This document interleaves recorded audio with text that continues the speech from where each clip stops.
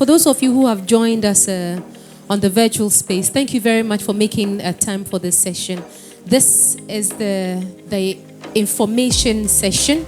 We're going to listen to a couple of presentations from representatives from the German Embassy and also from the Goethe Institute. Now, the goal of this session is to present some opportunities that are available for specifically IT, personnel or workers who want to explore international opportunities, specifically in Germany. So you're welcome to this session. My name is Mary Amma Bauer. For possibly the next 2 hours, I'm going to be your moderator. Hannah, don't take your seat yet, because you're going to give a brief welcome remarks. That's what I have. Hannah Schlingmann is the project manager for AFOS Foundation. We want to welcome Hannah.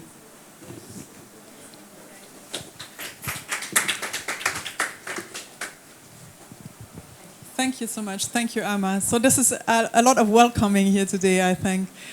We are having another 2 welcoming thereafter as well. So I'm very happy we are here together.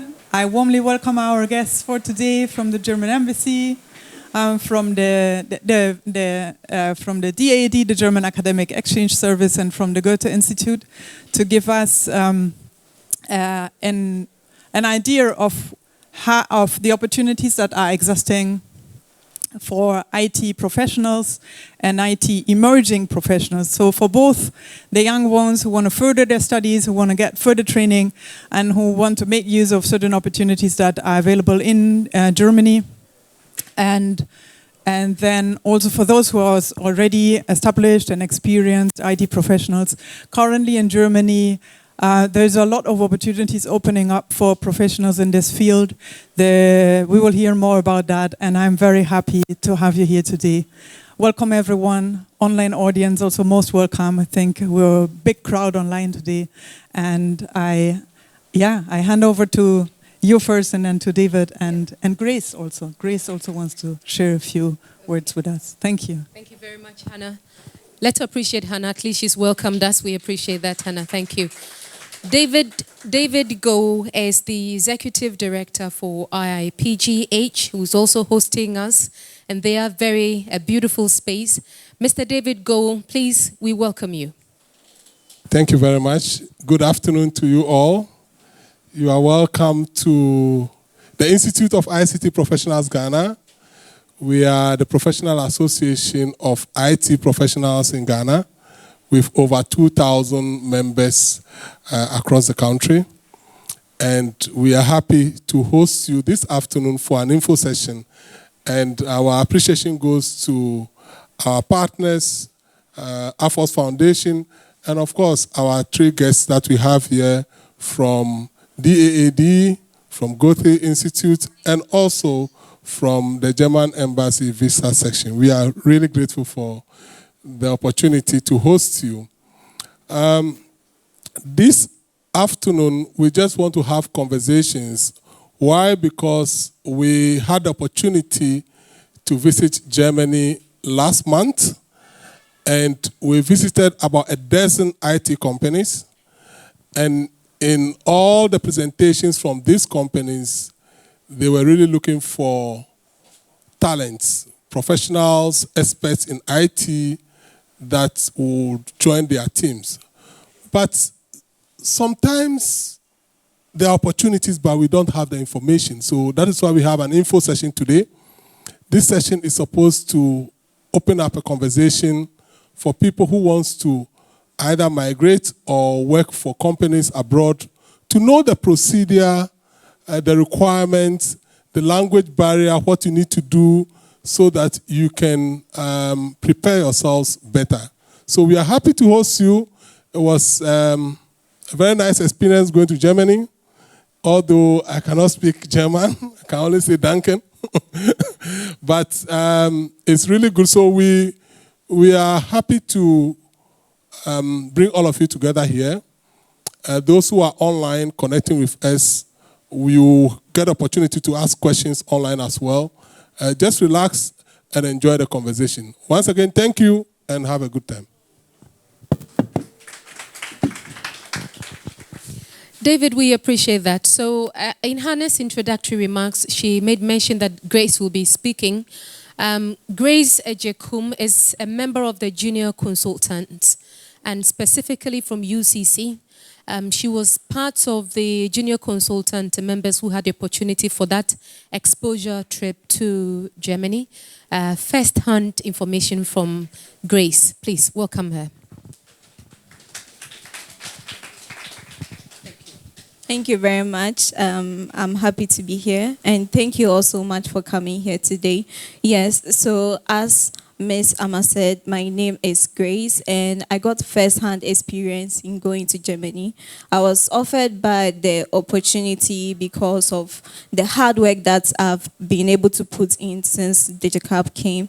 So going there, it was quite an experience for me, you know, because I never imagined that I would get the opportunity to travel outside. So the day that I got the call and then I was given the opportunity, I was like, I was ready to give it up actually because I didn't have a passport then, so I didn't see that I could make it and then be able to go.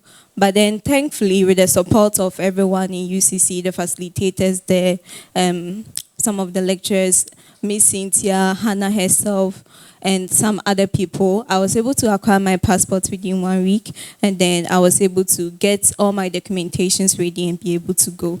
So when I went, I was shocked, actually. It was quite a whole different world as compared to what we have here.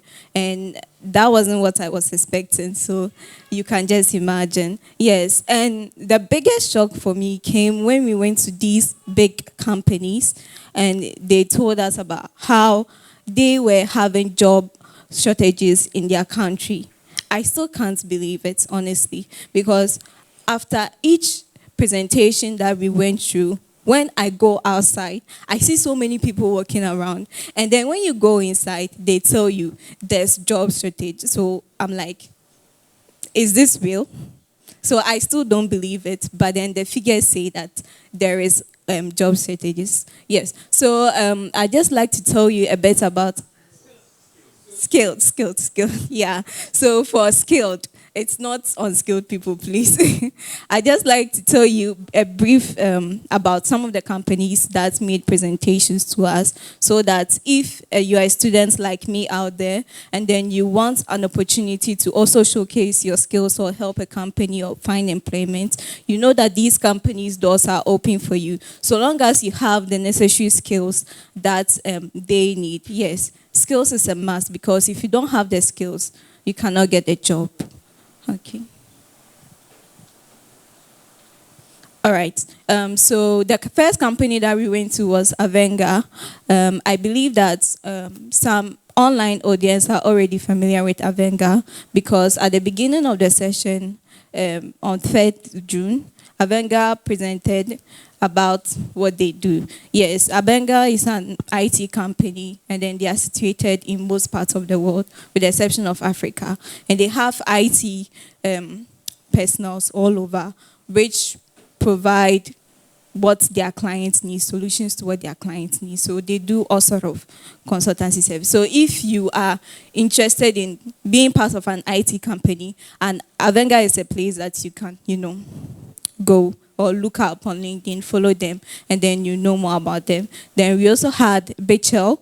I think it was a hardware company. Yes, they do in all sorts of things, IT-wise, hardware, and they also do some soft aspects as well. Bechel said they have, they provide job avenues for interns. If you are interested in being an intern and you're in the country, you can become a part of them, so long as you meet some minimum requirements and all that. And then we also had Telefonica. Telefonica is also working with IT African students.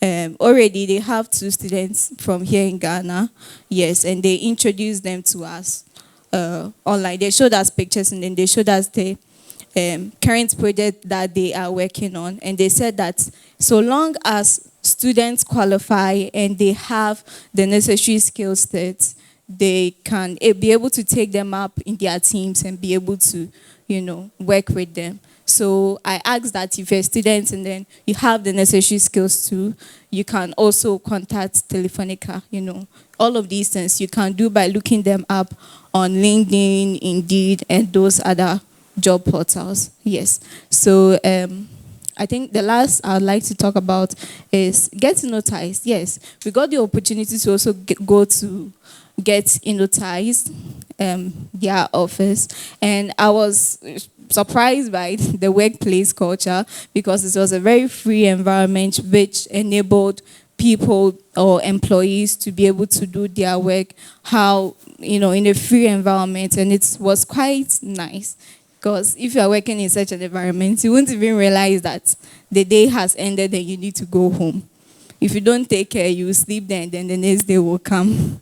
And you still be working and you won't even realize that you are working.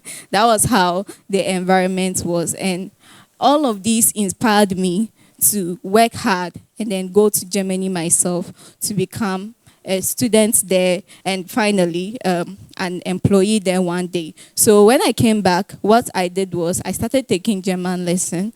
Yes, I'm missing a class today to be here, but then because I'm committed, I'm going to make up for that I take other extra online lessons as well, so I'm going to use that to put that in. Yes, so I'm just saying this to let you know that, yes, it's possible. It's there. You can make it, okay? Just if you don't believe the grown-ups, believe me, because I've been there and I want to be there and I believe that I will get there. Thank you.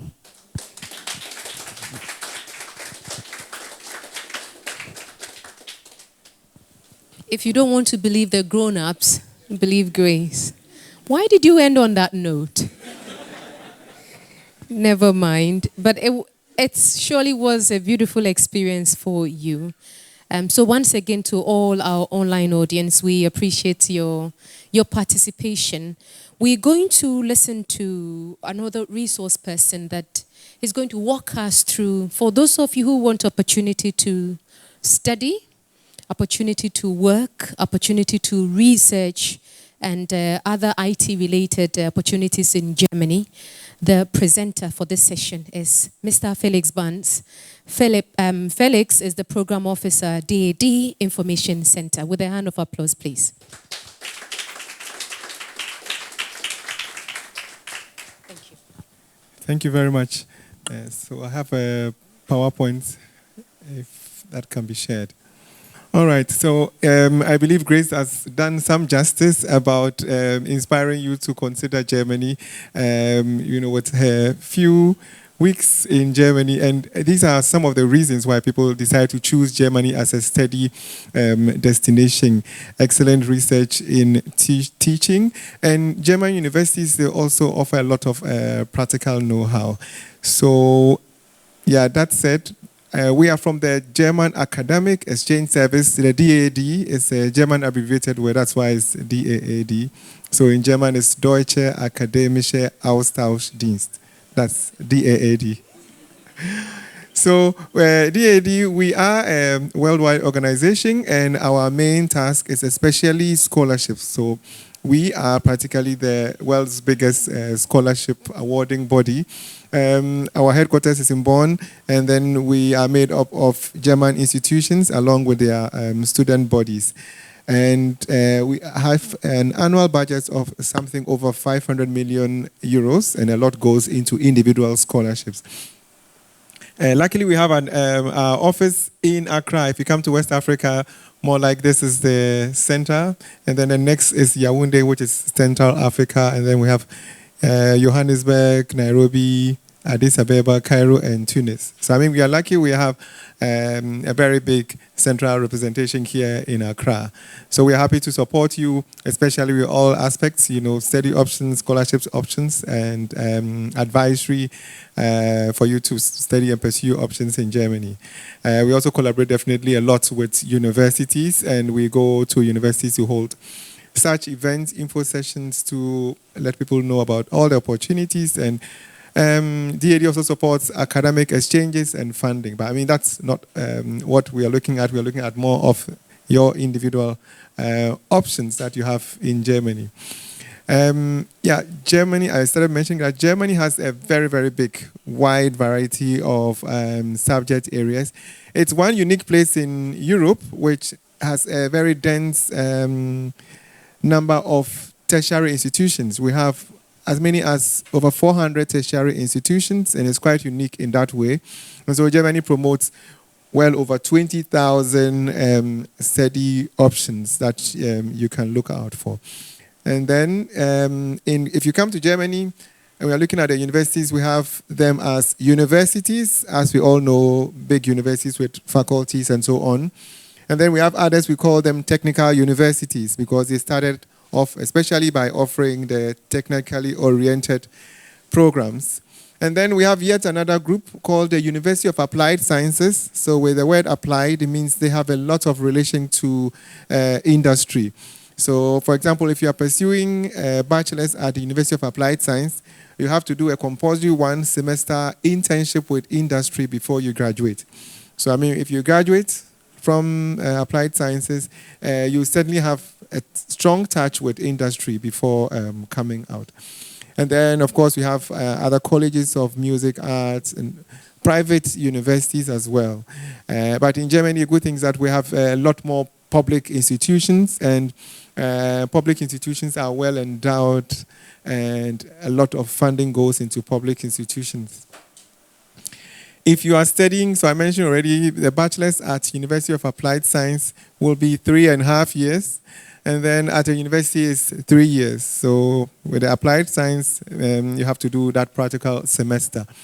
Then if you're doing a master's, it's between 1 to 2 years. And then PhD, 3 to 4 years. But you realize PhD is mainly at the universities, and not too many at the University of Applied Sciences, because not many of the University of Applied Science are mandated to award PhD. I mean, maybe there are a few of us here who might also be considering further degrees of PhD. I will mention a few points on that. So now your biggest search engine for study opportunities, especially courses taught in English language, is this: dad.de/international-programs. It's sort of helps you to filter for courses. So if you go there, perhaps you can put IT, you can put artificial intelligence or computer science, embedded systems. I mean, when you put it in the search and you click, it will filter for courses, and it will show you which programs are offering this. And this page is solely dedicated to the courses taught mostly or entirely in English language. So it's very, very useful page that you can go to and search for programs. Maybe let me add another page which is not here, but it's My Guide. Very easy, myguide.de. So myguide.de also helps you to filter for courses, but that is a very general, broad-scale page, which is for all courses. And My Guide is also helping you to suggest possible scholarship that may go with the very program that you find. So My Guide is also useful to pen down, but for English taught courses, this is your go-to search page. So with all these courses, I mean, I mentioned courses taught in English language. So with English language programs, they also like to, like you to have or show proof of English proficiency. And this one you can use your IELTS or TOEFL test results to show your proof of English proficiency. But you all know that in Ghana, our administrative language is English.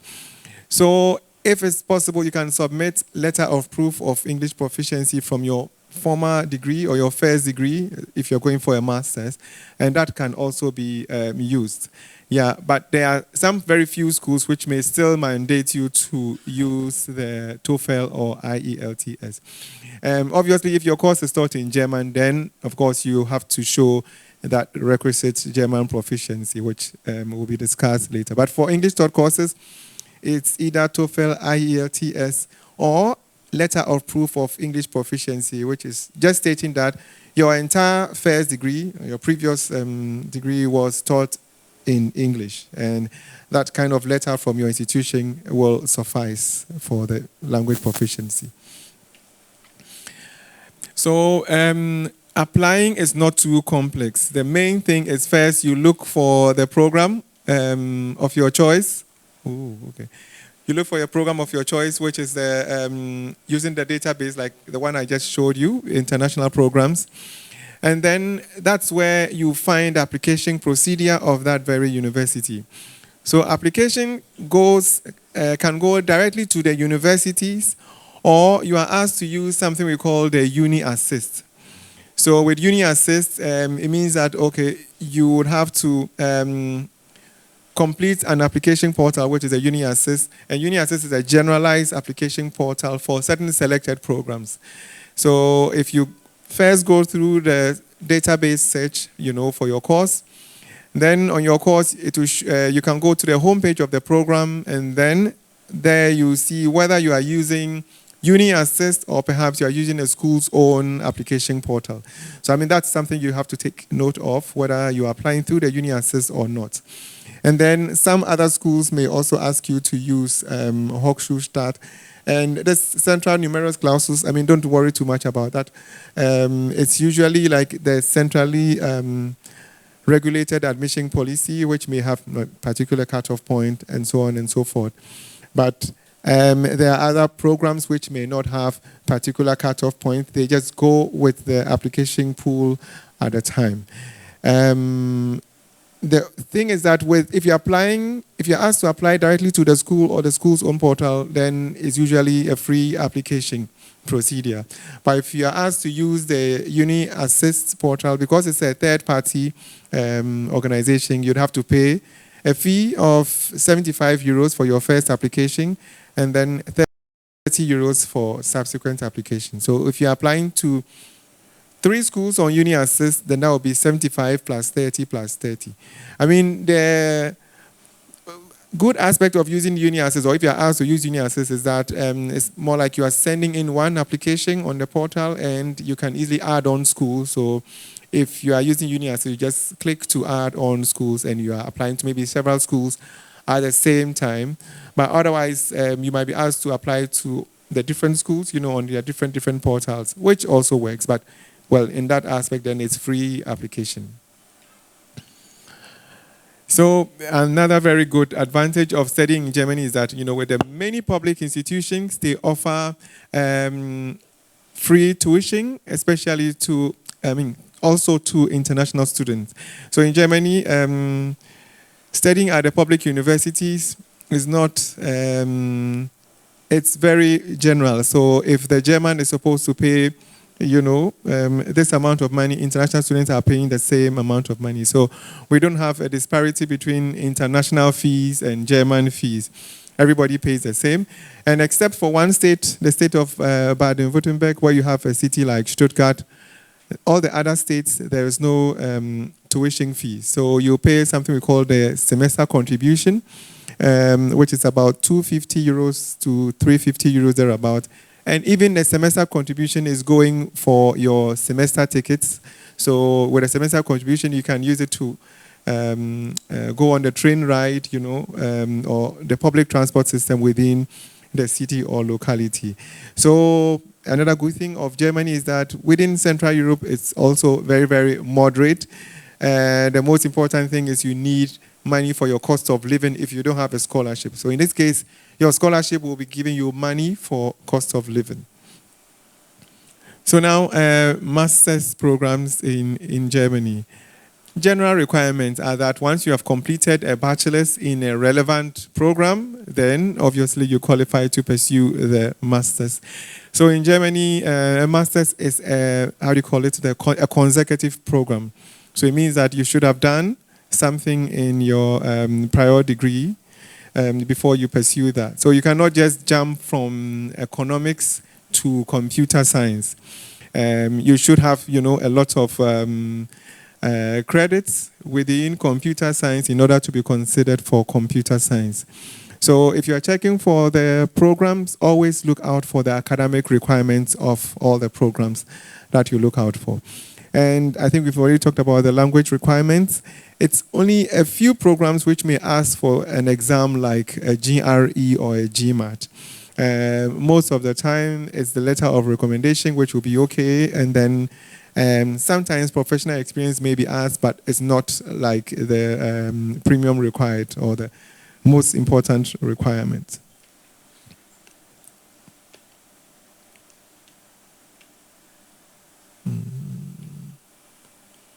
All right. So now let's look at some few available scholarships in the field of AI, computer science related fields. This is from the DAD point of view. So just this year, yes, this scholarship is working now, and it's the Conrad Zuse School of Excellence in Reliable Artificial Intelligence, the code name RELY. And here you should have already applied to programs at TU, Technical University of Munich, or LMU, Ludwig Maximilian University, all in Munich. And you should have applied to programs like artificial intelligence in order to be considered for the scholarship.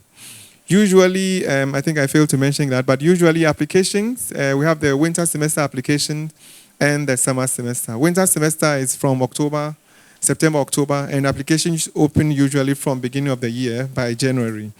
So I think around this time, people have already applied for the program, and they have already been issued admission notices. So if you apply to a program like this, then you are in luck. You could have applied for the scholarship that went with it. The deadline already ended, but this can be possible again next year. So it's at least good information that we're having during this session that you can consider studying a program like AI-related field. But bear in mind that it's at the TU Munich, Technical University of Munich, or the LMU, Ludwig Maximilian University. And if you are gaining admission, or you are even a current student there, you could be considered for this Conrad Zuse School of Excellence scholarship. Now the second on the list is also the DAD Zuse School of Embedded Composite Artificial Intelligence. That's the code name Sekai. And here you are looking at programs at TU Dresden, Technical University of Dresden, or the Leipzig University. And these are the master's programs that we are looking at. We have MSc Computational Modeling and Simulation at the TU Dresden. And you have to be in the tracks of AI, engineering, or logical modeling and computational life science. Or MSc Data Science at University of Leipzig. And then we have MSc Nano Electronic Systems at the TU Dresden. MSc Bioinformatics at the University of Leipzig. And then we have MSc Medical Informatics, also at the University of Leipzig. Or if you have gained admission or have applied to any programs, any other program within these two institutions, which is remotely related to AI, you could also put in application for this grant. So usually the grant opens by April, May, because around that time you have been notified of your admission and so on, and you could be eligible for the scholarship to go. And so like I mentioned, these are programs which are starting in the winter semester, September, October, and applications for these programs will open around January, February, or early on in the year. Likewise, the other programs are the TU Munich or the LMU. So I mean, in the field, these are the related programs. So once you are gaining admission or if you apply to any of these related programs, you can be eligible for the scholarship. I mean, deadline is today, but obviously you should have applied to a program, maybe gain admission or be a prospective candidate. So this information is for next year. It's still good information. Apart from it, so these are the highlights for fields like what you are into, computer-related fields. But apart from that, DAD has other scholarships which may not highlight too many computer fields, but it's still good to know. Perhaps you can tell a friend who might be interested. Just running over some opportunities. This is kind of looking at all the possibilities. In terms of PhD, that one, any field at all. So with PhD, it cuts across. But with masters, then we have those specific programs. So for AI or computer-related field, that's what I've mentioned already. All right. So first off, we have AFOS, development-related postgraduate scholarships. So these are featuring courses. We have about 37 programs here. We have some engineering programs, which more like civil engineering or renewable energy.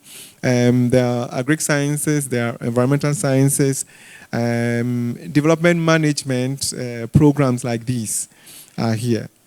And with our scholarship, it's always good that you had a second-class upper. And for this scholarship, you also need work experience, 2 years of work experience. National service is considered good working experience plus something else. And then your degree should not be more than 6 years ago. Yeah.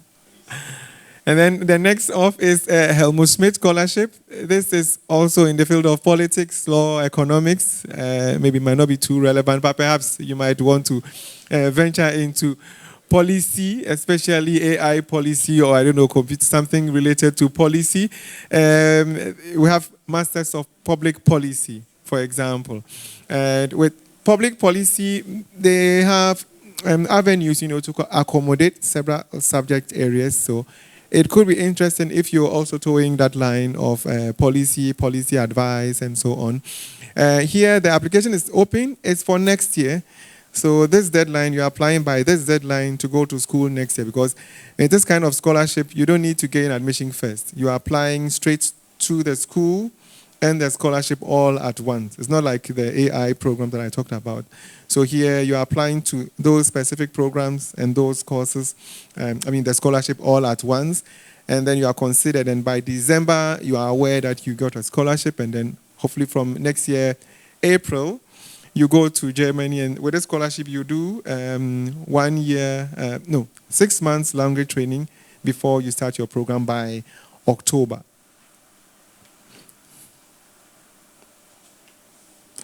And we have Leadership for Africa. This may be very relevant to you. Only that Ghana is not in the country, but perhaps if you are from Nigeria, maybe those online, perhaps somebody is from Nigeria connecting, or Togo, Niger, DR Congo. This scholarship is open to any course at all. So you could also choose any of those AI or related fields in any university, even apart from those I mentioned, and apply for the grants, but the deadline already passed. Hopefully next year when this scholarship is launched again, perhaps Ghana will be added, and you'll all be able to apply for this program.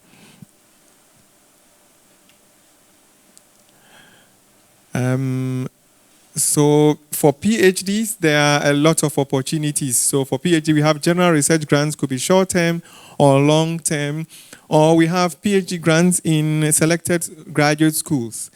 But it's not only about the selected graduate schools. You can pursue a PhD in any institution in Germany, and you can apply for a DAD grant to pursue. With PhD too, your degree must not be more than 6 years ago, a good master's, and then those are the two main requirements, for a PhD grant. So PhD grant, since you are not limited by choice of school or program, you can look anywhere else. Also, you can look into selected DAD graduate schools. So it's important to go to this website, funding-guide.de. This is where you find all the basic information about the scholarship programs that I mentioned. Apart from DAD grants, there are also other grants that are there. Funding-guide.de is very, very useful for scholarships. Just to mention a few points, I think I already talked about PhD, but running through any field at all that you want to pursue your PhD in, you are welcome. And very important, if you're looking at PhD, you can look at these two websites. PhD Germany is a page that is highlighting a lot of options or positions from prospective PhD supervisors. And then we have the Gerrit. This one is a host of all institutions, so you can just filter for possible institutions in Germany, and it's like a search engine that will help you to navigate through institutions and look at where you can be relevant to pursue any kind of PhD research. So PhD in Germany, we have structured PhDs. So these will be like a master's program that you have to apply by a particular deadline, and you are giving the notes to pursue the program. And then there may be some taught courses. But apart from structured programs, you also have the regular PhD, which is only research. So you write a proposal and then you pursue that research together with your professor. Just one final point about jobs. Once you gain a visa, you can work 120 days full-time or 240 days part-time. I think visa will talk a little more about this. But this is kind of a general info that you get to know. So as a student in Germany, you can work, but you have it's not endless work permit that because you are there to school or to study. But after study, you can get this 18 months work visa or job seekers visa to look for a job in your field. So in Germany, good thing is that after studying, you are not just kicked out. You can look out for opportunities before you finally decide whether to come back or continue with a working contract that you got. Now, finally, we have something called the Alumni Portal Deutschland, which is where you find a lot of helpful hints and supports for alumni once you've finished a professional career or training in Germany. This page is very broad with so much information and linkages that you could get. But apart from that, there's also a lot of support from Germany through the GIZ. Now the program is changing slightly, but usually what is in there is that you can get support, to relocate back to your home country, and then there's support, for, workplace equipment, and then there's also support for salary top-up. So if you have come back to Ghana, you can connect through the GIZ with a program called from the Center for International Migration, and there's this. But the program is slightly changing, so I will not go too much in that. And with that, thank you very much for the opportunity. I hope it wasn't too fast, but you got all that you needed. This is our contact. Thank you. Thank you. Felix, thank you very much. So we can engage you. The understanding is that a number of you have concerns, together with our virtual audience as well. So we would love that we engage Felix before the next presenter comes. Before we go to the online audience, we want to engage with the in-person audience, pick up the questions you have. And his presentation, when you talked about the academic requirement not exceeding the one you got more than 6 years ago, there were a couple of giggling in the house. What's your concern? What's your problem? We seem to... 20 years ago, right? Okay, Richard, you have a question. So does that mean that every 6 years I need to do another master's? Or the work experience that I've gained, where do you place it? Yeah, thank you very much. So, with other scholarship, they also may have something like age limit. So instead of age limit, we have this, the last year of degree, it has to be not more than 6 years ago. So that's the limiting aspect.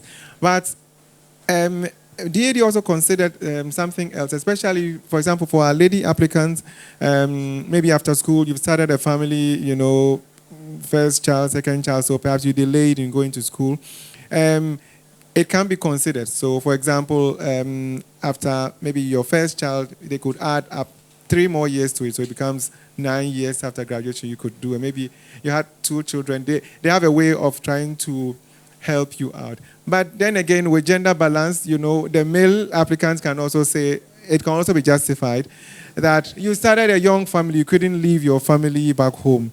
So when you're applying, there's always the last spot which asks, is there any other information which is relevant to this application? You can put in something there that, okay, I, decided to go to school after 9 years because, my family was very young.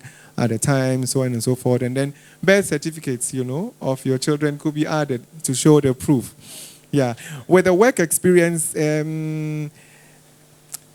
it may not play too much of a role over here when it comes to this very requirement. So it's the requirement is quite strict, but they can only give a consideration when it comes to these family issues.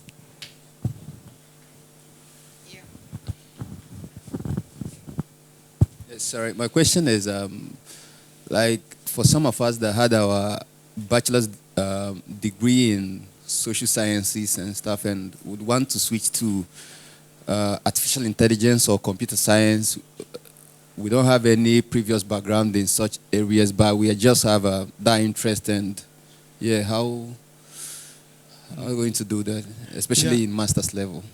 Are we going to go back to bachelor's again, or?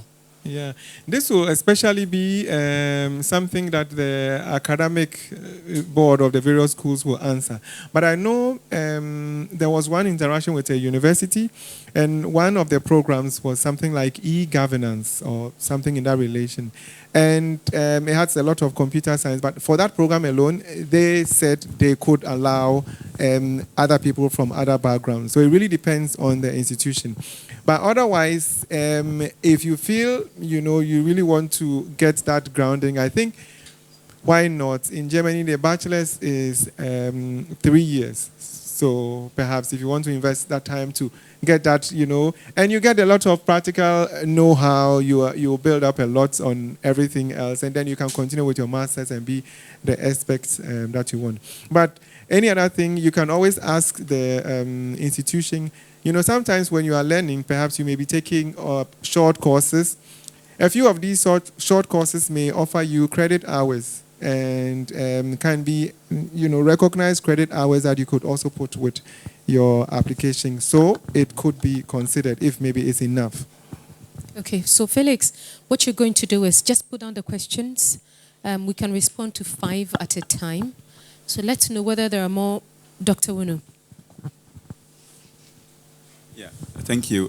Just want to share some experience regarding this. So I think the year limit is because if you stay out of classroom for too long, it's difficult to pick up again, so 6 years. But what in the past, I had experience with German applications. You see, the master level is very, very, very competitive.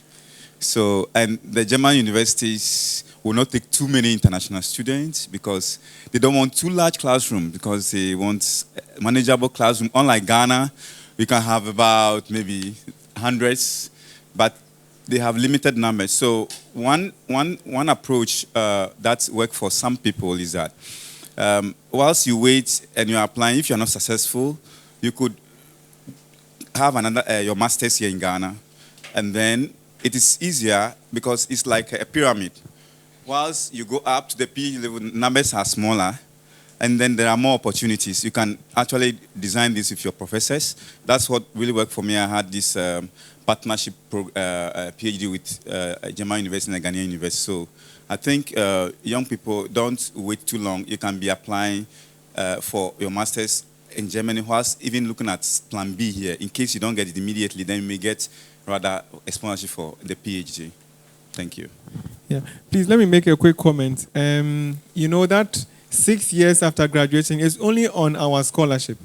It's only on our DAD scholarship. So that's a requirement for the DAD scholarship, that your degree should not be more than 6 years ago. It's only a restriction for the scholarship. But for admission, it really depends on the program. And there may be other scholarships in Germany which may also not consider the 6 years. So DAD, it's the only one who is considering this 6 years. Thank you. Yeah, thank you. Please, I wanted to ask, I saw something concerning the scholarships that it's supposed to be second class upper at least. And I'm asking, is our second class upper the same as that of Germany? I completed from KNST, so I want to know how it works for that. Please, TUM, Technical University of Munich. I don't know. It seems the competition there is quite. You can apply for more than 6 years and still not getting a good response from them. Is there any particular, is it a top, is it number one top or something? Thank you. Looking at the presentation, I'm Joseph Nkrumah. You only spoke about masters. But what if you have a high school student who is interested in IT and he or she wants to further education in IT in Germany? What are the offers do you have for such people? Okay. We can also take some of the concerns from our virtual audience. Frank Anati says, anyway, they just want to know if the slides can be shared, if links can be shared. But another one says, please, are there schools which have a specific minimum GPA for master's degree in Germany? Does the administration there include MBA? So Felix, I think you have about 5 more questions that you can respond to. So thank you very much. I think the first one was about the second upper, whether it's the same as in Germany.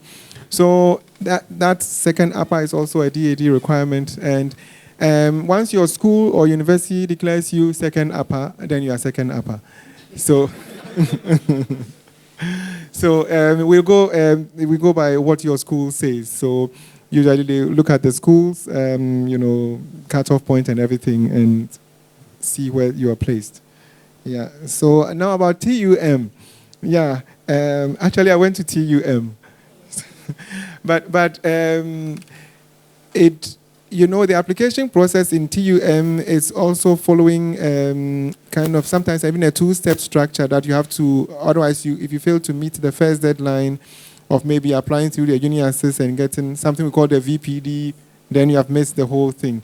So, and then TUM, if TUM says that you should submit the TOEFL or IELTS, then you have to please find time to write those exams. Because if you just say, well, this is Ghana, we speak English, let me submit my letter of proof of English proficiency, then because you didn't put in everything like this, so they are very, very specific with their requirements. So whatever they mention, you try and submit it, and I think you will make it. It's one of the TU9 schools. It's a very good institution as well. Yeah. And then about the bachelors, sorry I didn't mention a lot about the bachelors because I got the impression of the target group here, but it's good to also mention. Once you have WASI, you can pursue academic programs in Germany. The only thing is that with WASI, you cannot directly start a bachelor program. You have to first go through something we call the pre-university, or in German they say the Studienkolleg. That is 1 year before you are now eligible to start the main academic program. So, but if you have WASI and then you have done 1 year in a Ghanaian university, then that together with your WASI, you can get direct access to start a program. So the thing is that most of that 1 year pre-university you do in Germany is taught in German language. So it always becomes that difficult step of you having to learn the German language after WASI, get that high intermediate level, pass it. Then you start that pre-university in Germany or the Studienkolleg. Then from there, you now start university. That's why in university it's 3 years. So together with that 1 year mandatory year, it becomes 4 years. But you mostly may need to get German proficiency. But like I'm saying, if you have started university in Ghana with 1 year transcript, then together with your WASI, you can use that to apply straight to bachelor programs. With bachelor programs taught in English, we have something around 130, 140 courses, and in computer science, there are more. So with bachelors in English, there are more English taught in computer science. Then, is there any specific minimum GPA for universities? Some universities may have their own specific GPA. In German, the GPA, they call it the German note system, which actually starts from the other way around. 1.0 is the best. And then 1.3, 1.7, 2.0, like that. Our GPA is 4.0 being the best. There's a way that you can calculate your Ghanaian grade into the German note system. If you go on Wikipedia, you just type in German note system. There's a Bavaria kind of formula that you can use to calculate. So you can transcribe your Ghanaian grade into the German system, and so you know where you fall. So when you are looking at programs and the program mentions the grade, the German note, you can see where you fall, whether you meet that or not. And in fact, that also goes about a question about TU. If TU says in the German note system you should have 2.3, then make sure you calculate and you are getting 2.3 or 2.0 or better. Because if you calculate and you are getting less than that, then better not apply at all, because they can be very specific. Okay, so let's take the last round of questions because we have a number of other presentations. This one says, what about funding for cost of living if you do not get scholarship or funding? And then another one says, I would like to know if there are full scholarship opportunities. So does that mean if your previous degree is more than 6 years, you cannot continue with your programs? This one says, how feasible, are you noting them, Felix? Okay. It says, how feasible can an experienced professional like data engineering, constituting data engineer, data sciences, apply and get a job in Germany while based in Ghana? It's unfortunate, but we'll not be able to take more of the questions. We would ensure that these questions are also available to Felix and his team, so on the platform we can provide you with answers. But at the moment, these are the few that we can take. Felix. Sorry, the one before the data. So the one said, so does that mean if your previous degree is more than 6 years, you cannot continue with your programs? All right, so I think the first one was about funding. And funding with DAAD, our scholarship is always full scholarship. We don't know anything about half scholarship. So when we are giving scholarship, it's full scholarship. We give you your stipend. And for example, for masters, it's 934 euros a month, which is enough for everything. Accommodation, everything else. For PhD, it used to be 1,002, but I think the amount will be increased slightly from 1,002. And then with our scholarships, you get support also for family. If you want to go with your spouse can join you. Your children can also join you. There's no cut off on the number of children. Supposing you were able to take care of all of them and can get accommodation for all of them. Health insurance is also inclusive. If you don't, so that's why I talk about our scholarships, and so that's what you can be looking out for. But apart from DAD, there are also other German agencies that offer scholarships, and I mentioned you can use our database, funding-guide.de, to help you in that. And then now the questions about if your degree is more than 6 years, I think we answered that. If your degree is more than 6 years, you can still apply successfully and pursue programs. That 6 years requirement is only about the DAD scholarship. It's only about the DAD scholarship. There are other scholarships you can consider. You can also go on self-sponsored basis. In fact, there's no tuition fee. So if you can support yourself, there's a minimum amount of money you need to have. If you have that, why not? You can support yourself in Germany. And then the question about if you're already having data science and you are, local in Ghana, how possible or how feasible is it to find jobs in Germany? A lot depends on the institutions, but once you have met or you have the credentials from your home country, there is an office in Germany which will validate or, recognize all your certificates. So that office, once they're able to recognize all your certificates, you can get all your training in Ghana here, but you get a job in Germany because everything has been validated and you can be allowed to work in Germany. So there's an office which validates your certificate from Ghana if you're looking for job options in Germany. Okay. Thank you very much. Let's appreciate Felix Burns for the presentation. Let's discuss the German language requirement to work or study in Germany. We would also take questions and responses from our audience. So Milka will do the presentation. Thank you very much. Guten Morgen, everybody. Good afternoon. Good afternoon. Guten Tag. Guten Tag. That's what you say in German. So I'm from the Goethe Institute. It's an institution where you can learn German, do your German exams, and hopefully get your German certificates. We teach all the levels, like from A1 to C1, which is like C1 will be the highest, or there's one more, but this is only if you're a translator or, yeah, you're going really deep into the language. So I just want to give you a rough idea about the, please start the presentation. First, about the language courses and exam. We have in-person courses, we have online courses. Then I will also introduce the schedule of this year to you, and then how to register for our courses and exams. So so these are the courses we are offering.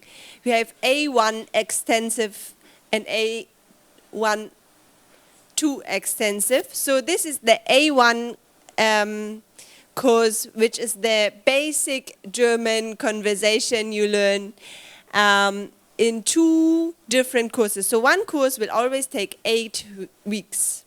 After that, we will have a period where we do the exams.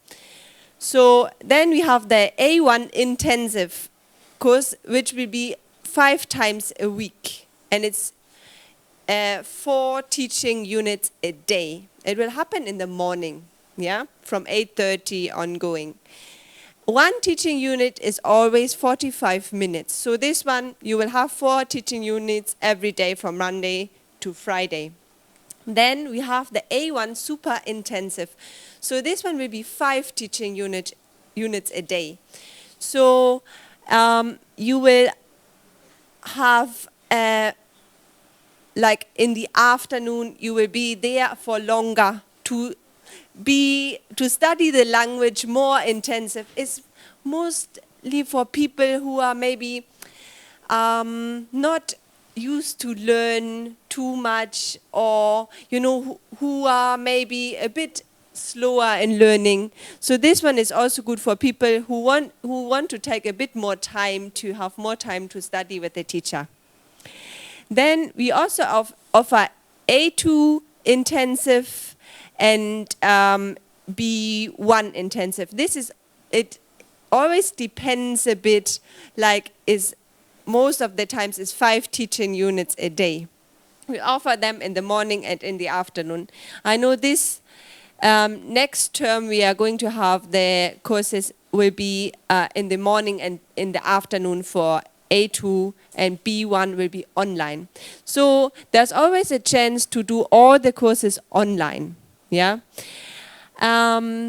We also offer B2 courses and rarely C1, because we don't have a lot of people who want to do the courses. So most of the times, yeah, they are not there. But I know from beginning of next week, we will have a B2 course as well. Yes, now I want to tell you a bit about the online courses. So for the online courses, you need to make sure you have a PC or a laptop, a headset with microphone, a strong internet connection, and you need to have a Goethe account. So for the online courses, you learn on the platform. You will see your teacher for an online live session once a week. So just for 45 minutes or 90 minutes, it depends. So the platform is very well designed. You do your exercises there. So I have done it and I really enjoyed it. So if you're a person who can motivate himself well to learn online, it's perfect. But I think to do an in-person class, especially if it's a A1, so the lowest level, would be more advisable, because now if you have an in-person class, you also hear your teacher talking, you can more interact with with the other students, so it will give you more profit. So, but that's my personal advice. Yeah, so we have all the levels, A1, A2, and B1. You don't have any specific timetable. You can just learn on your own pace. And yeah, at least at like 2 hours a day, you would be good for you to study online. It will take that time. But, you know, online, you can do more exercises, more as much as you want. There's enough for you to do online so that you can, if you want, you can even study more. But 2 hours a day, you should find time to do it. It's an online platform where you need to register, and then there are all the exercises, some hearing, some writing, some reading, like different. It's very interactive as well with the other ones which are in your course. It's most of the times about maybe 20 people are in your course. So you also do some group work and all those things. Yeah, I mentioned the online live session already, once a week. And yeah, you don't need to buy any extra materials. Yeah, they are all there for you. Even if the teacher has something for you, he can put it on the platform. But you are going to send like maybe per week 4 or 5 exercises to your teacher to correct for you. So he will give you a feedback, and yeah, also anytime you need assistance, your teacher will be available for you. So this is the language courses which are still upcoming this year. I took the other ones out because they're not very interesting for you anymore. So as I said, next Monday, our next term will start with the courses. So this will be from the 3rd July to the 23rd of August. Registration is over. So it's too late for you to register. Only if it's maybe a B1 or B2. This one we would consider you, because these courses are not full. But the other courses, we already made extra courses and everything. So we even have some people on the waiting list, especially for A1 and A2, so which need to wait until 25th of September, when our next course will start. But for the September registration, you can still wait and register. Then I'm sure you will get a space. So our next course will be then from the 25th of September to the 15th of November. Yes. So this is a rough overview over our prices. So this includes all the books, all the teaching materials. So if you pay that price, you are good for the course. You just need your transport, and that's it. So this is including everything what you will need. Yeah.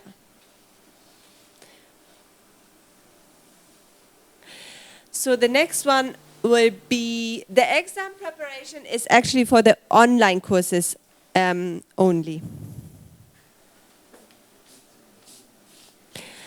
So now we come to the language examinations. So the Goethe Institute is the only institution where you can get your German certificate in whole Ghana. No other institute will give you the certificate. Yeah, there are lots of other institutes where you can learn German language. There are a lot of private teachers there, but the certificate you only get at our place. So you can only do your exam at our place. Yeah.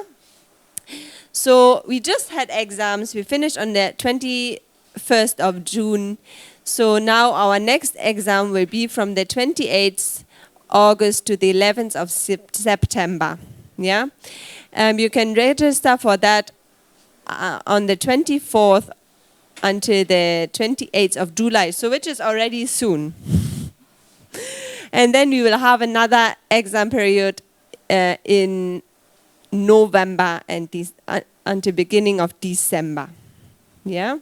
So there you can do your A1 until to C1 certificate. We offer all the exams. So this is the overview of the exam prices. So there are prices for students which have done a course just right before at the Goethe Institute. If you have waited until the next course was going on, like the next term of courses, then you register, you pay the price for externals. So, yeah.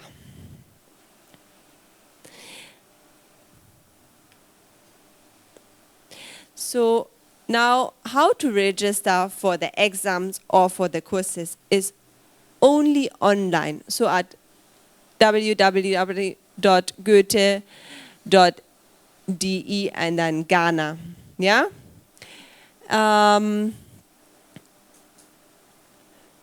You could just go to our website and then I think you will find your way. Yeah? It's very easy to go through it, but for you it's important to know that you can only register online for the courses or for the exams. Yeah, this is, I think, we don't need to go into it too detailed. I also have some flyer for you where it's all on it. Also our contacts is on it, so I will just share them to you, and also there is explained how to register or how to find us. Okay. This is how to check for your results, so also this one, I won't go inside. Yes. So I think now we are on our end. So if you want to find us, we are in Cantonments, close to the US Embassy or right next to NAFTI. And these are our contact numbers. Please, always use these numbers now. There are other numbers which are also are on our flyer at the moment still. We are going to change it, but these ones are very new numbers. The old ones won't work anymore, unfortunately. But if you go online, you find, of course, the new numbers. And also, just if you want to reach out to us, use these numbers.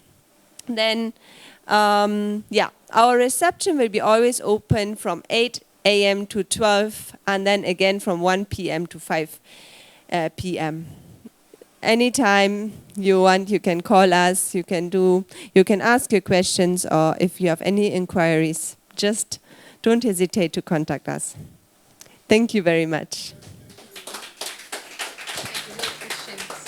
No questions? Yes. Okay.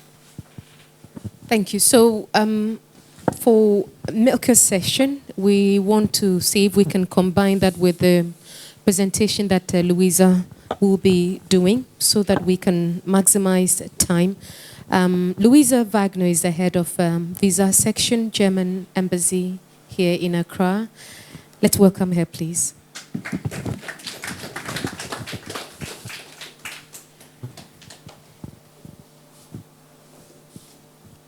Thank you very much for having me. I'm rather small, so I'm just going to step here, if that's okay with everyone. Yeah, I also brought a presentation just to show some pages, etc. So yeah, I'm going to talk on the visa requirements because, as you all know, Ghanaians need a visa to go to Germany to either work or study there. Yeah, so I'm just going to talk about how to get an appointment, which is a question that I get a lot of times. Then what are the student and language course visas, then about in general skilled immigration, the processing time, then also if a visa is issued or refused, and then our most important website where you'll find a lot of information. Yeah, how do I get an appointment? Everyone needs an appointment, and we only give appointments online. We receive a lot of emails, but there's no email system for appointments. It's only through our appointment system, which is www.accra.diplo.de/appointment.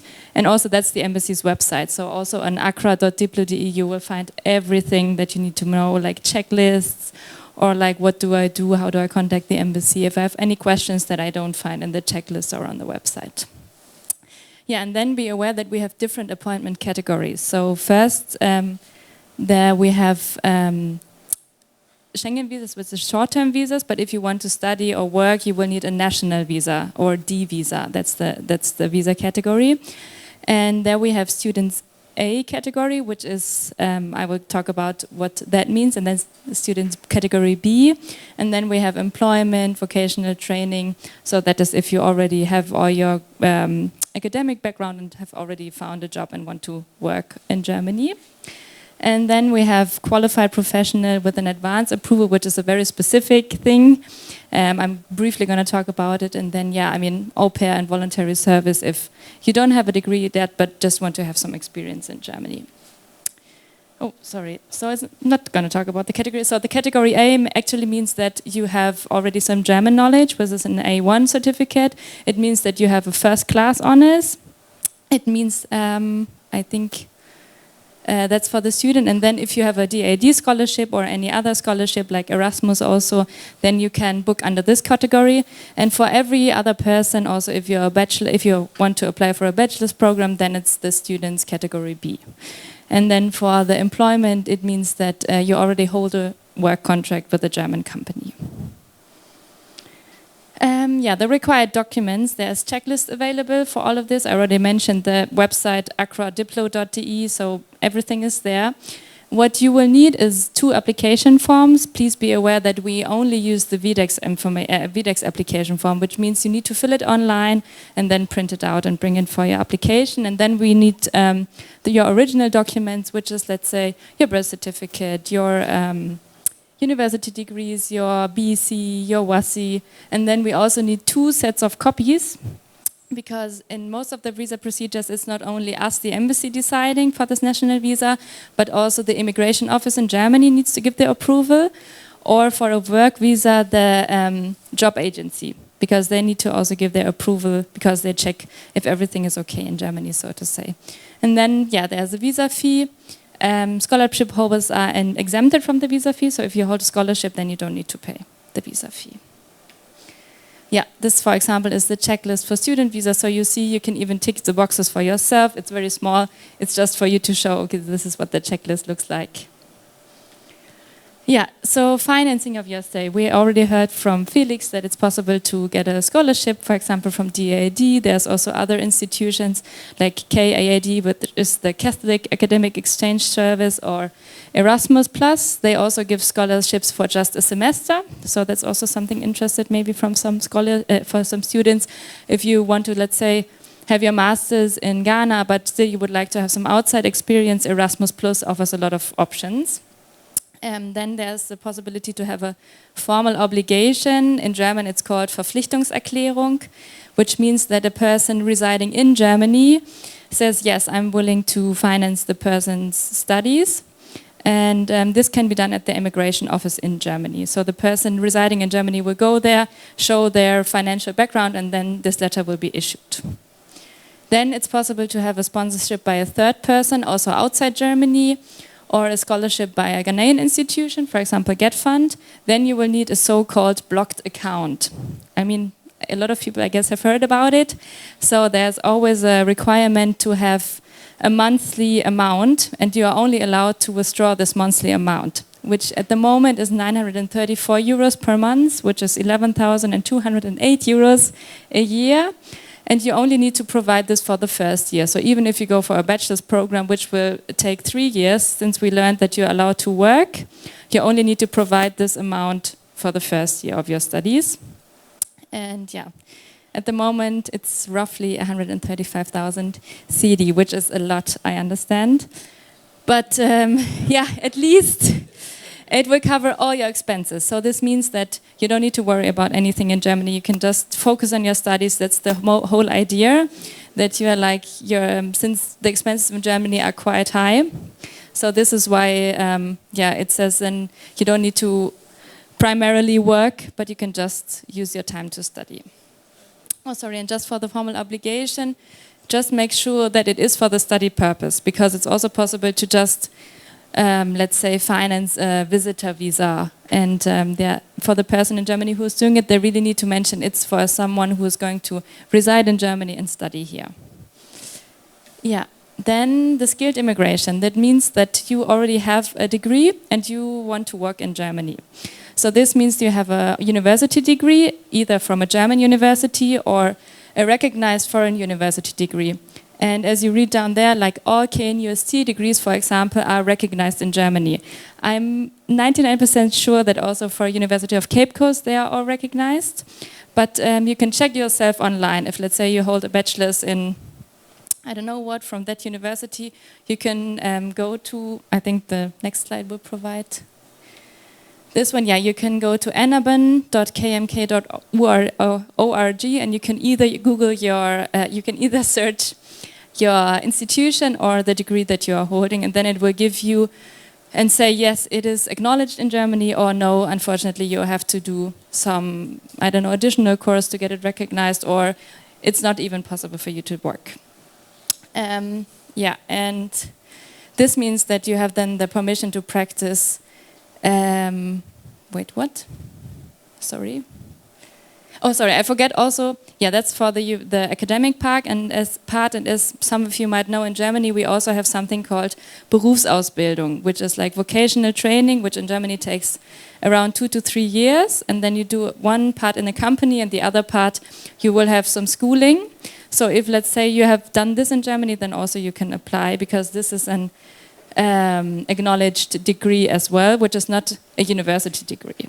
And now also with the new Immigration Act, the Skilled Immigration Act that is going to come into effect in, I think, end of November this year, we will also have more options for people who have a degree outside of Germany to be recognized in Germany. Let's say, for example, you hold a higher national diploma, which right now Germany does not acknowledge as a university degree. Maybe this would fall under the category of the vocational training. Because, I mean, a lot of people hold higher national diplomas, and that's a question that we get a lot. Unfortunately, a higher national diploma does not qualify at the moment as a skilled workers permit, so to say. Yeah, if you don't have a job offer yet, meaning you don't have a company that you have been in touch with and they are saying, yes, we would like the person to work for us, you can still apply for a job seeker visa. For the job seeker visa, you also need to provide the blocked account or have a formal obligation. This means like you have to finance your stay in advance in order to meet people in Germany. And you also have to have an acknowledged degree. Again, meaning check if your degree is on ANABIN. Yeah, and now we're coming to the most interesting part, I guess. It's what options there are for IT specialists. I think Felix talked about the blue card a little bit. So it means that you have the recognized degree, that you have a job offer, and you have to earn a lot of money, which is always, for IT, I think, true. So a lot of companies offer a lot of money, because like I heard in the beginning that it was mostly focused on IT companies, but in Germany, all the big companies need IT specialists, even if they're into, I don't know, something completely different. So I think for IT personnel, there's a lot of options in Germany. And yeah, if you don't meet this salary, you can still have a residence permit just for skilled employment. So you hold a college degree, and then you have the job offer that matches your qualification. Then you can also do this. And for the IT sector, there's the third part, which is very important. You don't even need a university degree, because as we all know, a lot of people in tech, they are just self-trained. So this means that they just have to provide that for the last that they have at least 3 years of work experience in the IT sector within the last 7 years before you start your application. And yeah, then it says that you have to have a language level of B1, but actually a lot of companies waive this, since most of the tech language is anyway English. So yeah, this is something that is very special for the IT sector since the need for skilled and qualified personnel is so high in Germany. Yeah, how does the long process take? So for students, it's 4 to 6 weeks. And there's a special procedure, which means that we need to send your application to Germany, and then we need to wait for a certain period. And if there's no objection from the immigration office, then we can issue the visa. In German, it's called Schweigefristverfahren. It's a very complicated word. For scholarship holders, it's just a week. So when you are applying, we already ask you to submit your proof of flight reservation, etc. And then for employment, it is 4 to 6 weeks, unless you are a blue card holder or a scientist, because then it's also 1 week. And for the employment visa, as I said, we have to also give it to the job agency, Bundesagentur für Arbeit. So it depends on their feedback, how fast they process the application in Germany. Yeah, then the visas are issued for a validity of 6 months. And then you will have to contact your local immigration office to get the residence card based on what you have submitted in your application. And then, yeah, as I think Felix also said, that you're allowed to work, students, either 120 days per year half day, no, 240 half days and 120 full days per year. Yeah, and then, yeah, when your decision has been taken, we will ask you to submit a flight reservation and also a travel health insurance if you did not provide that already with your application. Yeah, these are the website I talked about already. Our own website, acra.diplo.de, then information on universities, the Hochschulkompass. Then for anyone who is interested in just general information about studying in Germany, living in Germany, working in Germany, is makeitingermany.com. It provides a lot of information, and even there's a search where you can just enter your own profile, and then it will give you options of, okay, you could either do, I don't know, a job seeker visa, or you could do this or that. And I think that's really helpful if you're sometimes like interested, this is what I'm doing, but I don't really know what I want to do in the future. So yeah, this can help to find you some more information. And then for the recognition, like I said, for the people who don't have an academic degree that is recognized, you can do this Anerkennung in Deutschland, the last one, where actually the German authorities will check all your documents and then tell you, okay, this is equally to this or this is equally to that, and then you're allowed to work in that field. Okay, that's my presentation, and yeah, I think we're open for questions now, Milka and I.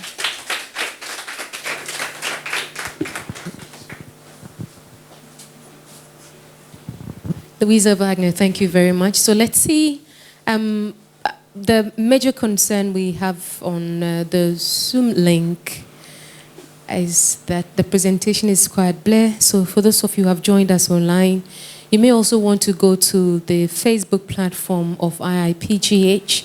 The presentation is quite clear there, and then the ones you have also missed, you have the opportunity to wake up and take the necessary contact. Milka and Louisa are still here, so for the in-house audience, let's see how you're going to engage them before we go on the virtual space to pick up consent. Yes, sir, and when you pick the microphone, we want to know your name. Please, thank you. My question is about the new skilled worker immigration law.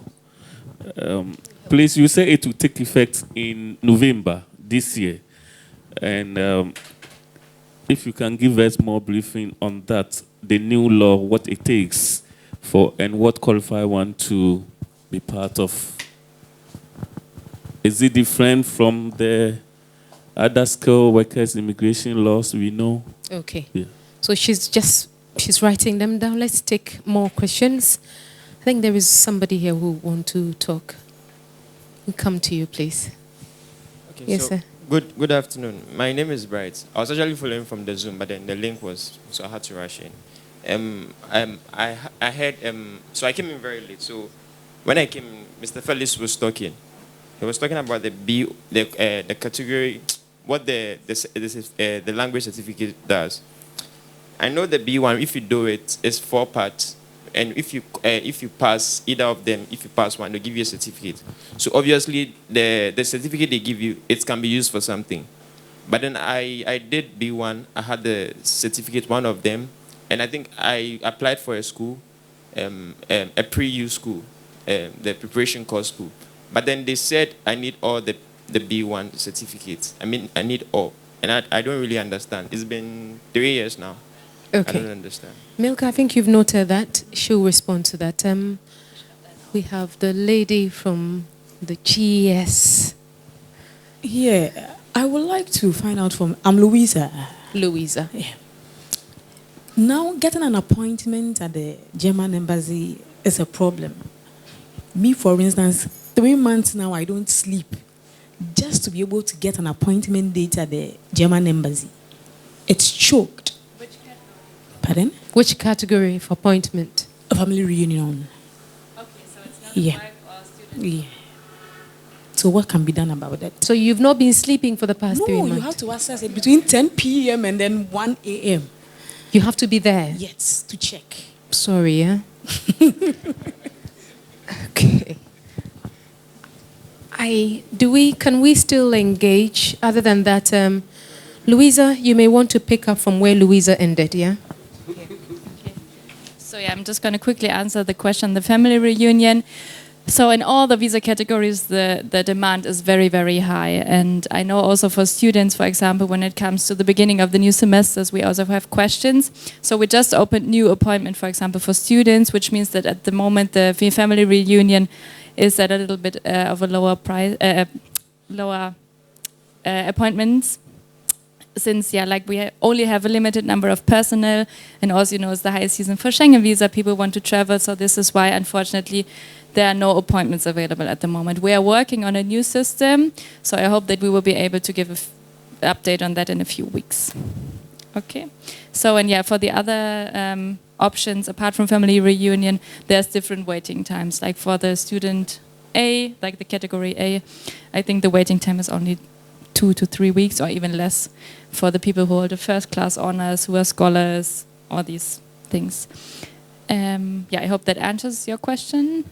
And then for the Qualified Immigration Act, so the thing is that we have so far only received some general information. For example, this new Chancenkarte, which is like a chance, and you can collect points. I think it's a little bit similar to the Canadian system that we knew.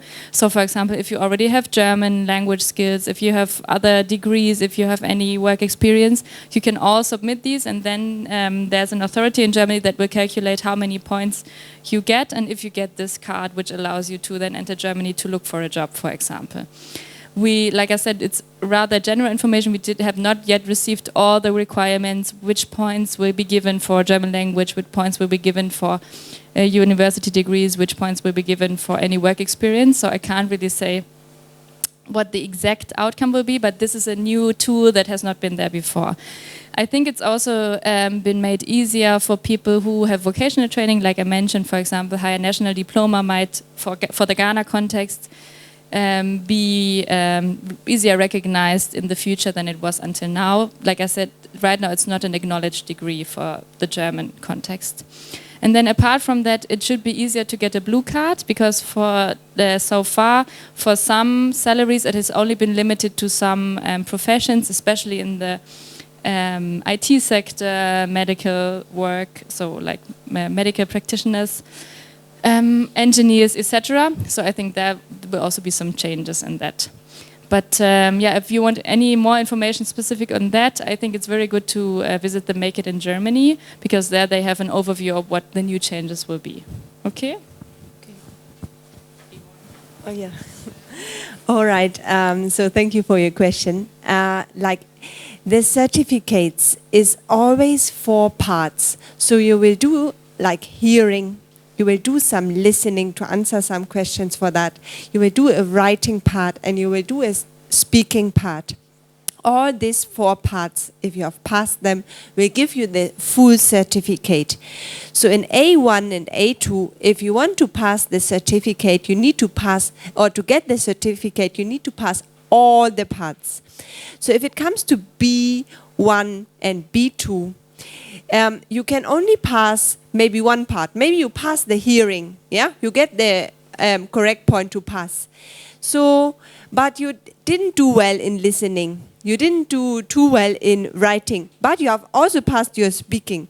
So you will get your certificate for the hearing and the speaking, yeah? So these two you have, but you still, to get the whole certificate, you still need to do your writing and your reading again, yeah?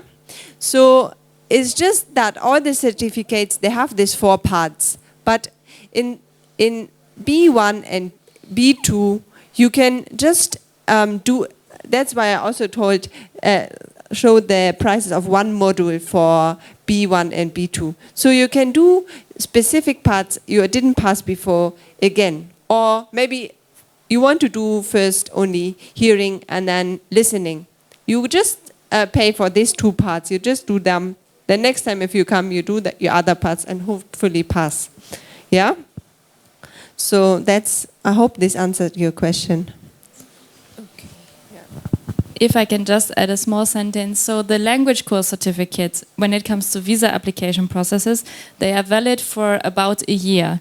So if your A1 certificate is older than 1 year, you might have to do it again. Because if you don't, like this is when you don't practice at all, it means that you might have lost all your language level and that it cannot be accepted in the visa process. Okay, let's engage briefly with our virtual audience. So there's a question that says, if I have a relative in Germany who is willing to take me in whilst I look for a job, do I still need to provide proof of fund when applying for the job seeker visa? This one says, can the job seeker websites be pasted here, like made available for them?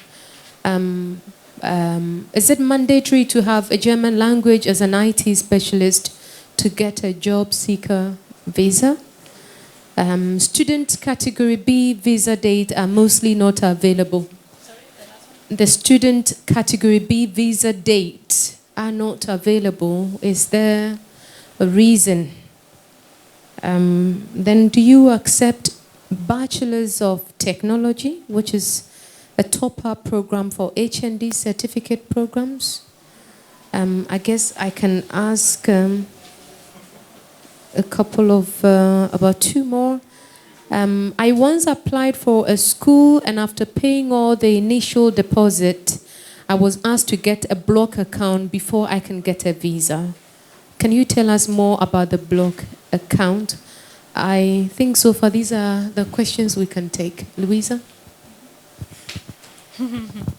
Yeah, so again, like I said about the appointments, so we offered more appointments for students, but the demand is very high, so they are nearly all booked whenever they are opened. So this is why, like I said, we only have limited capacity, so it means that you might have to check regularly the website if someone cancels their appointment and then becomes available for you to book.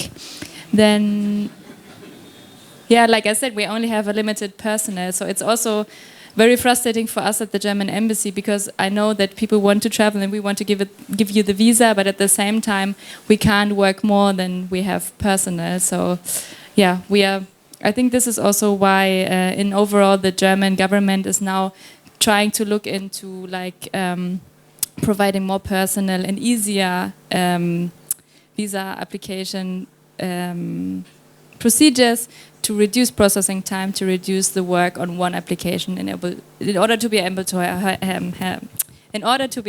handle more applications. That was what I wanted to say. But yeah, unfortunately, right now the situation, also with looking at the upcoming winter semester, yeah, all the appointments are fully booked for the category B. Then the proof of fund, yes, you will still need to have a blocked account or formal application, even though you would be living, since, I mean, the cost of living is only one part of your costs. The cost of housing is only one part of the cost of living in Germany. So you will still need to eat, you will still need to have a health insurance. So that is why we will still need a blocked account or a formal obligation, even though you're staying with a relative. But maybe that relative could give you a formal obligation, so might be worth checking. Then for the job seeker, for the blocked account in general, So it only covers your living cost. So if you, for example, decide in Germany to study in a university that has tuition fees, because in Germany there is the public university, but also private institutions, and they can be very expensive, so the blocked account will not cover that.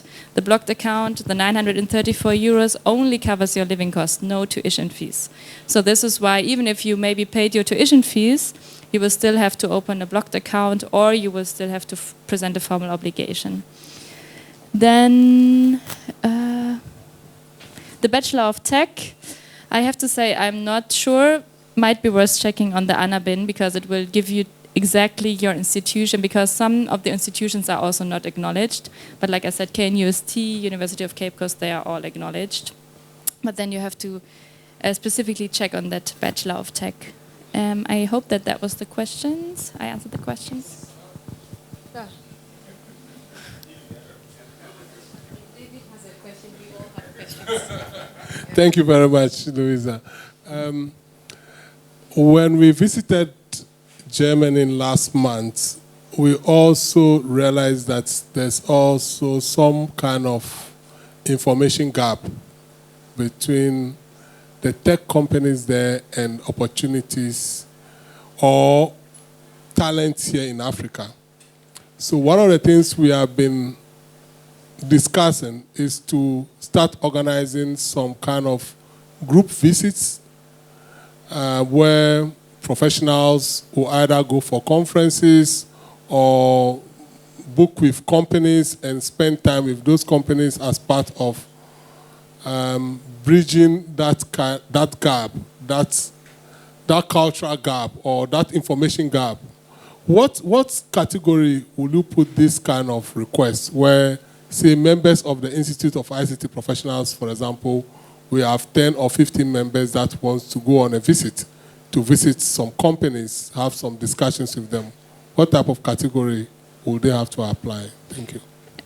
So this is what I said. What I showed was only the national visa. So if you want to reside in Germany. So the category that you are talking about is a short visit to Germany, which is less than 90 days. So this would be a Schengen visa, which I did not talk about. So that's a completely different category. And for groups, we have appointments every Friday. So then the appointment could be booked there, or you can split up the group and put them in the normal Schengen booking category. So that's not the category I was showing here. Okay, so Louisa and Milka, thank you very much for your presentation. I guess we, you have a question? How come you kept it for so long? The question just came up. Make it very brief, please. So I want to find out if you happen to work for a company in Germany remotely or through any means, what are the requirements in case you want to relocate to Germany? What are the requirements? What steps must be followed? And I mean, if there are any other information that can be useful. Yeah, thank you. So we have this quite often. It actually is the same requirement as I mentioned for the work visa. So you still need to have a contract then mentioning that you will work in Germany for the company, what your working hours would be, what your salary would be. And then based on this work contract or job offer, you can apply for the work visa. And then, yeah, you would still have to provide, if you don't have an academic degree, if let's say it's an IT company and you're an IT professional, then you would have to provide that you in the last 7 years worked 3 years in the IT sector. For example, if it is a tech company, that will be very easy because let's say you worked for that company for 3 years, now you're wanting to relocate to Germany. So this this condition would have already been met since you already have the work experience even with the same company. Yeah, so the most important part would be to have the new work contract saying, yes, you will now work, I don't know, in a headquarters or branch in Germany. Okay. Thank you very much, Louisa and Milka. Let's appreciate them for the presentation. Please, we can have you seat. We're very grateful. So, if you are engaging us online, we are responding to your questions. I think Felix has had the opportunity to respond to a number of them. Those of you who are also requesting for links, we would liaise with Louisa and Milka to get you the details on our platform. Beyond that, as Louisa noted, every engagement would have to be on their platform. We can't get you any contact that you'll be able to deal with people on an individual level. Just to remind you before the closing remarks, right after this session, remember we have network session outside, and your snacks are also waiting, so don't be in a hurry to go. Make sure you make a friend before you exit this place. Closing remarks, do we begin with Hannah Schlingman? Hannah.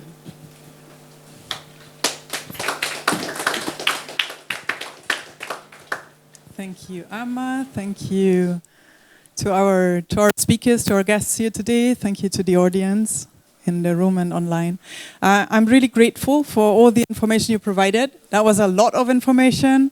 And I see in the room, and I feel in myself, we need to digest that a bit, right? And I'm sure this was not the last question that's coming up. There will be questions coming up, and we're hoping to provide such platforms again somewhere in the future. This was an outcome of our visit that we had to Germany with a delegation of some representatives from the University of UCC, ATU, and IIPGH. And when we were there, and as Grace and David mentioned, the companies that we paid a visit to, it became so clear that there are opportunities there also for Ghanaians to get in touch with, for students, for professionals, for all levels actually. And therefore we came together and felt like, we need to provide this information to more people. So I'm very happy we kind of made a start here today. I feel that, it's really a lot to also understand and see where to start with, each and every one on their own journey. Lots of also individual, things to clarify, because they cannot all be answered by general presentations. So just want to encourage you, if you need more information, seek for it, and find out what's suitable to your individual situation. There's also the opportunity with the DAAD to book individual sessions. If I'm allowed to just say that here on your behalf, Felix, if you want to know more about that, you can book online a session and understand more about your particularities. So I want to thank you all today. Thank you also for the IIPGH beautiful space here for us to have this get together.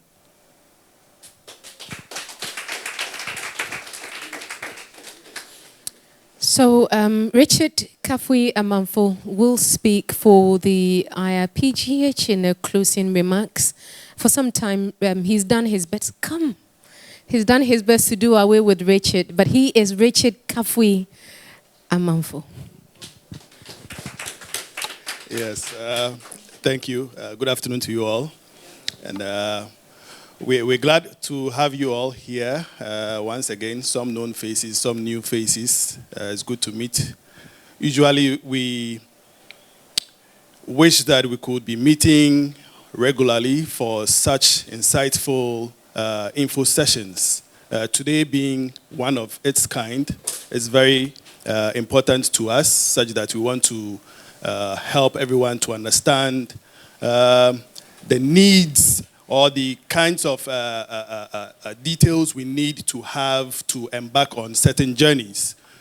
Usually, you would hardly get to meet in such environments to have such insightful discussions relating going elsewhere to either study or to work. IIPGH is poised to keep at such engagements, especially with its members. So we encourage members always to keep in touch and in tune with our messages, our communications, because a lot of them come in very handy, and you may not know what such information may do for you in your next journey or in your next step. Some of us growing up, we didn't have such opportunities. And still in the professional ecosystem, it beats some people's understanding how they are unable to come across such platforms, so they will also be able to tap into. But here we are, IIPGH is an open door organization for ICT professionals, and we are asking or calling on our members especially to always make the step to join us when we do call. On this note, I'm extending, from management, I'm extending our sincere gratitude for you who are here and those online. And we hope that our next engagement will be more solid. We'll see more participation online. Currently, we have about 300 online, which is a very good one. And we hope that we would also be able to expand our environment here so that we can accommodate more. It would be very interesting to have about 500 gathering to have such insightful conversation. Next time, it would not only be about Germany, but it would be about Germany and other UE nations, and even African countries, to say. Aside traveling to go have the exposure and all that, we are also saying that in Ghana, things are happening here. Let's keep our ears open, wide, our eyes open, wide, to see what is happening here. And as IIPGH, as an institution, we have a lot going on in terms of education, capacity building, what have you, from the earliest age to the adult. So once again, thank you, and keep inviting others also to join. We are more like a family here, and all we want to do is to impart knowledge from one step to the other. We are not leaving anybody, and today I've seen a lot of females also in our midst, which is a good one. We hope that our next invitation will see about half the room full with females trying to compete with the males here. It wouldn't be only a male action. So next time, please, females, bring along somebody to come also take a listen. We thank you all for coming, and see you next time. So the closing remarks has already been done. Once again, thank you very much for your participation and engagement. Up next is the networking session. And remember, we've got your pack ready at the base. So thank you once again, and have a lovely weekend. Bye-bye.